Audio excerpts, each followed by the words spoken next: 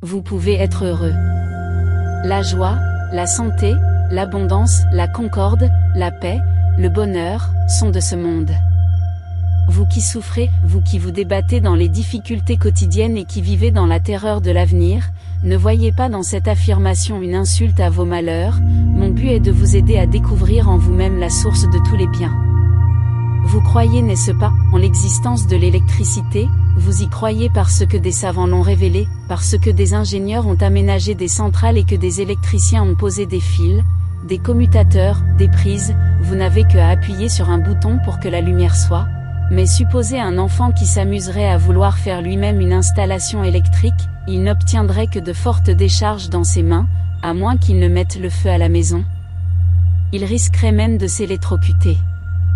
De lumière, point. En conclurait-on que l'électricité n'existe pas? Il en est de même pour le bonheur. Comme tout au monde, comme la force électrique, comme la pesanteur, comme le son, le bonheur est, et il a ses lois. Ces lois, nous passons notre vie à les enfreindre et nous nions le bonheur avec une apparence de raison puisque dans ces conditions il nous est effectivement impossible d'être heureux. Voici la loi essentielle, la pensée crée, la parole crée. La pensée, la parole, la lumière, de même que le son, forment des vibrations toutes puissantes. Pensez joie, amour, santé, abondance, paix, et non seulement il émanera de vous des ondes bienfaisantes, mais vous vous attirerez tout ce qui est conforme à ce radioprogramme.